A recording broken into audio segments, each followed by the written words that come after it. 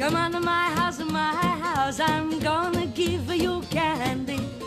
Come on to my house, I'm gonna give you apple, plum, and apricot too. Come on to my house, come on. Come on to my house, come on. Hi, I'm Jaclyn St. James, and this is a Coffee Time Moment. Today I want to tell you about a favorite holiday drink of mine to share with you and your loved ones this holiday season, and some quick holiday recipes to share with your guests. For the holidays, I always love to serve my guests some of my favorite recipes and some old favorites. These items, of course, are easy, for you know I'm a busy gal. One of my favorites is pigs in a blanket. Yes, pigs in a blanket, shown here. Is there a better appetizer than pigs in a blanket? I mean, come on, they're everywhere. We use frozen pastry dough and all beef hot dogs for those crowd-pleasing bites. This recipe serves for about 20 people. It yields about 60 pieces in a total time of 40 minutes. The ingredients I like to use are 2 sheets of frozen pastry dough, thawed of course, 12 all-beef hot dogs, which, as some people know, I'm from New York, so there's no other hot dog than a Nathan's hot dog, 1 large egg, 1/4 teaspoon of salt, poppy seeds for garnish. What you're going to do is you're going to preheat your oven to about 425 degrees. On a lightly floured surface, you're going to roll 1 puff pastry dough sheet into a 12 by 14 inch rectangle. You're going to cut the rectangle in half lengthwise, and then you're going to cut each half into 3 equal pieces for a total of 6 pastry pieces. Then you're going to repeat with the second pastry. You're going to pat your hot dogs dry with a paper towel and pierce each dog several times with a fork. In a small bowl, you're going to whisk together your egg and your salt for your egg wash. You're going to roll each hot dog in 1 puff pastry piece, and then you're going to seal with some of that egg wash. I like to use what I call one of these little brush thingies. You know, these little rubber brushes you can get at Crate and Barrel or Target. Okay, so then you're going to place your pastry-wrapped hot dogs on parched-lined baking sheets, lightly brush again with the remaining egg wash, sprinkle with some poppy seeds, and bake until puffed and golden. About 20 minutes. You're going to slice each pastry-wrapped hot dog into 5 sections and serve warm with spicy mustard if desired. I, of course, love my Goldens, and if you like something a little bit more classier, your Grey Poupon with white wine. Those are always a crowd pleaser. For those with a sweet tooth, one of my favorite family traditions are chocolate and pistachio cream pies, shown here.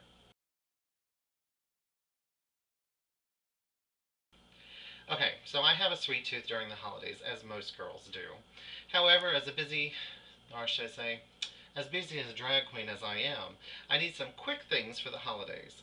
I love me some of my Jell-O pudding pies. I make some during Thanksgiving and Christmas as well. They are quick, inexpensive treats that are sure to be a crowd pleaser. I make, of course, chocolate and my favorite, pistachio. Sounds weird, but promise me, or I promise you, you're going to love it. Okay, so what you're going to need is for pistachio, you're going to need, unfortunately they don't come in the big box, so they come in these little boxes. It's about a 3.4 ounce box of pistachio pudding. I only use Jell-O products. So you need 2 boxes for that to use for the pistachio. If you're doing the chocolate, luckily they do come in a 5.9 ounce box, which is shown here.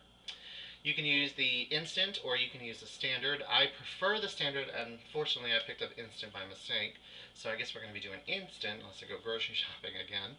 But you can do an instant, or like I prefer, you can do the other one. Now, the other one does take a long time. You got to constantly stir on the stove, and I don't have time for that.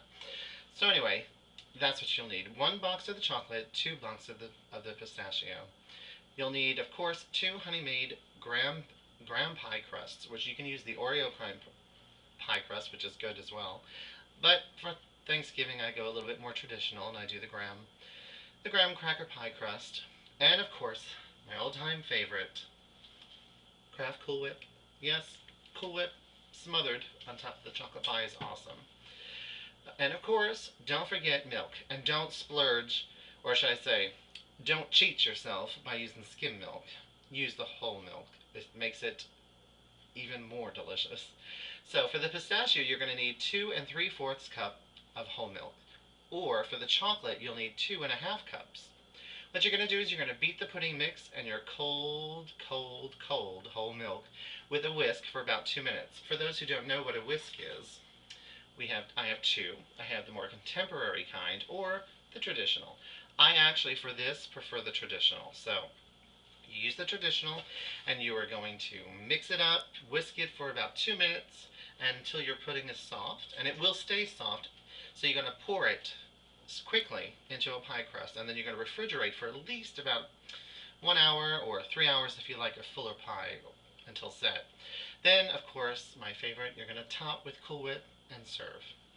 And now to my favorite. A nice drink for those adults out there. Yes, the Pilgrim's Pear. What better way to celebrate everything that you're thankful for this Thanksgiving with a sparkling cocktail made with seasonal fruit. This light Thanksgiving cocktail is perfect accompaniment to heavy meal that makes the Turkey Day one of my favorite holidays of the year. I recommend making it with gin. The juniper is a nice herbal counterbalance to the sweetness of the pear. However, it tastes great with vodka. Who am I going to complain to? I love both, so you can make it either way you prefer. I am sure there wasn't any Prosecco or pear or anything like that on Plymouth Rock, but you can always use Plymouth Gin.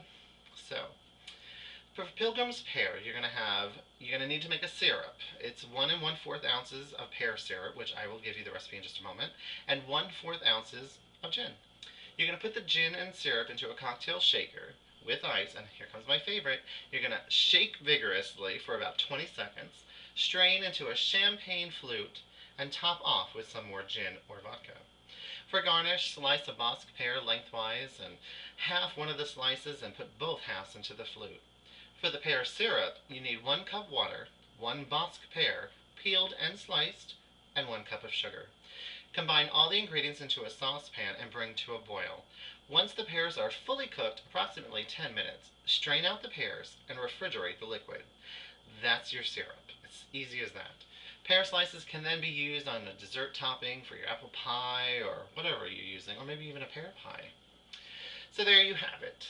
3 treats to make your guests beg for more this holiday season. They are a staple in my home every year, so serve them to your guests this holiday.